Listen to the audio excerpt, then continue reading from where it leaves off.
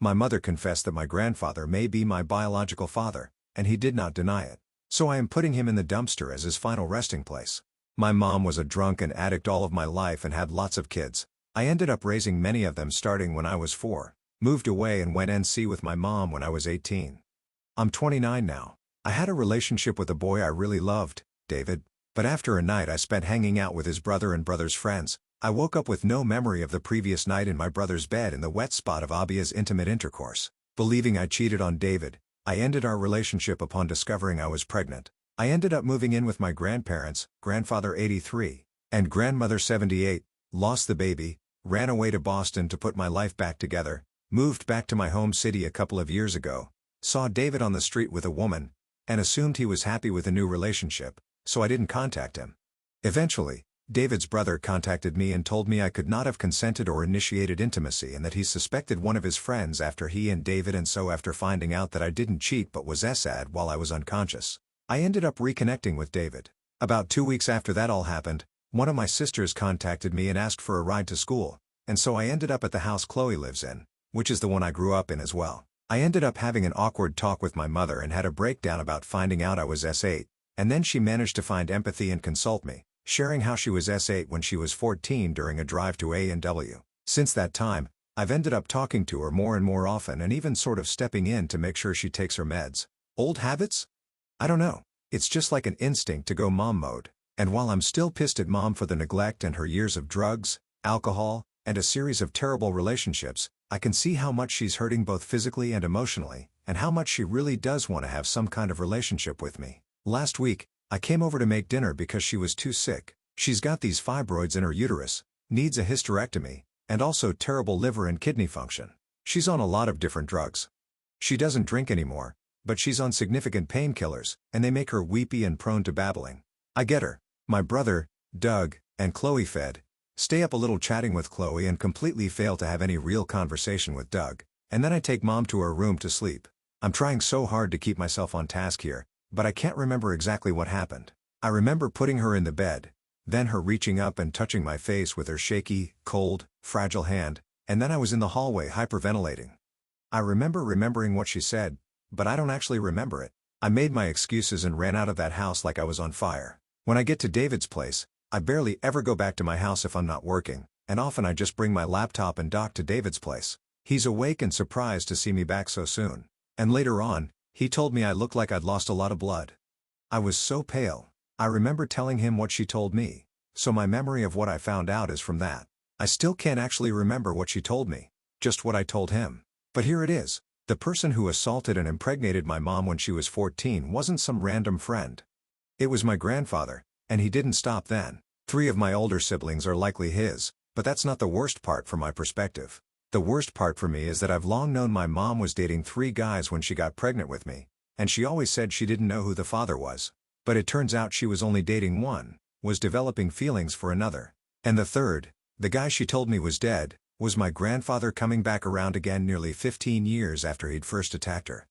I retched all of this out while David was holding on to me, twitching, unable to stop making these weird soft barking noises. I cried so much that I couldn't even sob right anymore. After I woke up the next day, I had no idea what to do. Part of me was trying to figure out what to do. I admit that I still love my mom, but I also have a ton of resentment for her, and I know she was popping every pill and drinking every night. I believe she was assaulted. Absolutely. But my grandfather? The man who let me live under his roof for months after the worst experience of my life? David pointed out that for all that I often say about him, I never talk about how he tried to step in and help when mom was dumping all of the parenting on me. That's because, and I realized this before, but he really made me think about it, he didn't help. My grandmother would drop by once a week, drive me to the store to pick things up, give me money when mom was short, or drink it all, but he never came by. Still, I couldn't make myself believe this. I couldn't clearly remember what she'd said, and I didn't want to go run over and ask her to repeat it. I can't imagine what doing that would feel like for her, especially if she doesn't remember saying it. I did call. She sounded okay, if tired and in pain. We talked a little, but I couldn't make myself ask. David said we should take things slow. I should rest, maybe take a leave from work for a few days and figure out steps. Someone here suggested 23andMe, which I looked up, and so it went on the list of things to consider. But first, I decided to go to my grandparents' house. David insisted he come along, and honestly, I felt like I was made of broken glass, so I said yes, and he drove me over. There was so much in my head. Do I tell my grandmother? Does she know? Was she complicit in this? Did it even happen? When my grandma opened the door, she immediately freaked out looking at me, and if she weren't almost 80, she probably would have dragged me into the kitchen. I ended up with tea and some soup in a mug while she asked me what was wrong. I told her a fragment of the truth, that I was in contact with my mother, and I wanted to talk to Gramps about it. She was glad I was talking to Mom again and said so, saying she'd always felt like such a failure. She'd only been able to hone a child and she'd failed her so much, not knowing how it had all gone wrong. I could have listened to this, so I asked her about when Stephen was born, what she knew about it. She told me that she begged my mom to tell her who the father was. She even suggested a termination, but my mom wouldn't tell her and wouldn't get the termination. It was a late 70s/early 80s. Mom wasn't the only pregnant teenager in high school in Fall River back then, I guess. I knew she was trying to get me to tell her what I was upset about, but I just drank my soup, and I said I was going to check on Gramps and see what he remembered. I told her David was outside in the car if she wanted to say hello, because I knew she'd never in a 1 billion years be able to leave a man sitting in his car outside her house without asking him in, especially someone I'm dating. He was in his study. He has to use a wheelchair to get around now. He can barely stand up. I don't know what's wrong exactly. I know some people older than him are still mobile and healthy, but he's not. He smiled when he saw me, asked me what I was doing there. I couldn't talk. I swallowed, like 8 or 9 times trying to make it happen. Just as he got this look on his face, like concern, I just blurted it out. I opened my mouth, and I asked him if he'd been the one to assault my mom when she was 14. I remember saying, "Was it you?" I think I said it 4 times before I managed to say more. He just looked at me, face now totally blank. Then he said, "Yes." He said more, and I can still hear bits and pieces of it, parts where I was able to focus for a few seconds. She looked like her mother. That part is true. She does. Just like I look like her. Almost all of the women in the family, me, my mom, her mom, all my sisters, we'd all look a lot alike. Sometimes different hair or eyes. Some of us are thicker around the butt, but it's all variations on a theme. He said something about a rough patch, him and Grandma fighting. Said it just happened. I think I screamed something. No idea what. My grandma and David heard it, and David came running. Grandma can't run. I was staring at my grandpa's face, and I wanted to just push him down out of that chair and just step on his face over and over again until it was gone, until he couldn't look at me with sad eyes while he tried to explain himself. I didn't want him to explain himself. I wanted him to die. David got me out of there. I couldn't even talk to my grandmother. I couldn't make myself talk. That was last week. I've spent the last few days wrapped in blankets at David's place. He called my boss and explained as best he could. Like I said, I have so much vacation time. She just said she'd take care of it and put me down for 2 months. I've always liked her, although she makes me uncomfortable, so I've never said so. I keep spinning around and around in my head. I've been angry at my mother for literally most of my life, and she still has to bear some of the blame, but her own father did this to her multiple times from 14 until nearly 30. At least 3 and potentially 5 of her children are his. He's probably going to be dead by next year, so does calling the cops even make sense? All I have is a confession I can't even remember clearly, and a mother who has years of memory loss from drinking and drugs that she probably took trying not to die from this. He can't walk, and the only one of his grandchildren who gave a poop about him was me. Did he actually expect me to understand? I'm considering doing it and letting David decide whether I should see the results. My mom was 14, and her dad did that to her on their way to get root beer floats, and that's my entire childhood down the toilet. I wouldn't even get her until 1995. He ruined not just my life, but practically all of our lives. All my memories of time spent at that house, the memory of my miscarriage and him sitting by the bed in the hospital, saying goodbye when I moved to Boston, coming back to help take care of them because no one else would. It's like he came along and just dumped raw sewage over everything.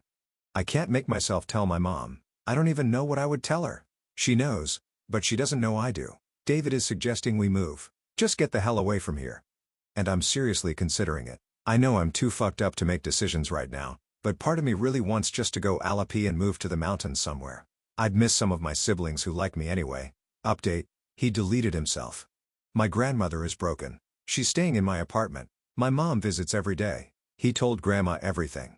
After she left, he climbed into the bathtub, took an entire month's worth of medication, and checked out. Left behind a 4-page note, writing on both sides of each page. I do not feel sympathy for him. His letter was a jumbled mess of victim-blaming bullshit in which he manages to admit to what he did while still sounding like everyone else but him is responsible for it. More than half of the letter, which only I have read, is concerned with saying how it wasn't incest because my mom wasn't his bio daughter due to grandmother cheating on him. Even if I believe that poop, so what? If she cheated on him, he could have divorced her or even just abandoned her. But he chose to wait for over a decade and then forced himself on a 14-year-old. That's his whole justification as far as the letter is concerned. I left it with a lawyer in case it's needed for something. There was no fucking way on earth I was letting either my mother or grandmother see this fucking letter. I had power of attorney for the last year or so anyway because I had to make a lot of his medical appointments. So he got cremated and quietly disposed of in a dumpster near a trailer park in Westminster. David's taking good care of me. I saw my therapist this week, and she's been really good. I managed to tell my mom I love her this week. Not a free pass to forget, but I've reached a peace with it all. So much more has happened or is happening, but I'll leave this here for now. Update 2. He named me executor of his will. Left behind the house, some savings, and a bunch of junk I had to dole out to people. I did it without screaming or freaking out, which I'm very proud of. David, my husband, helped me contact all of my siblings since he left specific stuff to everyone. Neither I nor my younger sister Laura are that man's children. We got tested. I had to tell my older siblings that he died and also what he did and that he might have been their dad. Turns out they are. Also turns out crappy older brother Richard is also that man's. I got everyone on board with moving grandma in with mom and selling that man's house so they'd have money to live on. I split up the savings between everyone and ended up, like, $22,000 per person. Some, the older ones and myself and Mark, put the money into grandma and mom's money to live on. Grandma is doing the caretaking work for mom who is doing the same for her. It's not perfect, and there's a major complication, but in a way, I guess, it's a good thing. The major complication is that Laura and I found our biodad while doing the whole testing thing. A few years back, Doug did a 23andMe thing with his biodad who pays child support and has a relationship with him and has often helped my mom out of her bullshit. He's the one who got her into an alcohol program and got her treatment for her drug addictions. I vaguely knew of him, but mom was always weird about him and I'm meeting. And honestly, considering the revolving door she had going at the time, I didn't push it. Well, he's not just Doug's dad. He's my dad, and he's Laura's dad. He's not Sarah, Chris, Chloe, Jack, or Jill's kid, and we already know Mark's biodad. Mark has a relationship with him, and it seems pretty good. So even if it turned out that it wasn't really his biodad, I don't think I would tell him. Now major complication seems like a decent guy. His major fault seems to be that he is an utter simp for my mom. This guy has let her walk all over him his entire life. Let her cry on his shoulder while getting wasted and bugging other guys. Just as much as I sympathize with my mom for what she's been through and what my satanic grandfather has put her through over the years, I can't look back on this all without thinking that major complication needed to grow a spine at some point. So that's a problem. Laura is thrilled to have a dad, and frankly, I think that's been a big deal for her all her life. My problem is that my last father figure was literally the devil, so I'm having a hard time embracing major here. I mean, I'll be 30 in 10 months or so. However, with all that's happened, mom's health stuff, my grandmother being utterly a wreck, and major complication has stepped up for a lot of the day-to-day stuff. He visits most days and stays over once a week or more. I don't think mom is having intimacy with him. Her uterus just got removed in December. But, emotionally, I think she's relying on him again, and I have honestly mixed feelings about it. I do love my mom, but, honestly, I have no idea if I should be doing anything. Chloe and Doug love the guy, so I guess that's good, at least. He's reached out to me trying to bond, but like I said, literal Satan for my last father figure, so I'm taking it slow on that front. Laura visits a lot more now, and that's good. It's been nice managing to repair some of that relationship. I missed her. I missed all of them, really, except Richard. David and I are thinking about moving, not super soon, but I think maybe it would be better for everyone if there was more distance so that I couldn't end up having to be the one to take care of everything in the future. Major complication seems to be handling a lot of it, and maybe that's okay.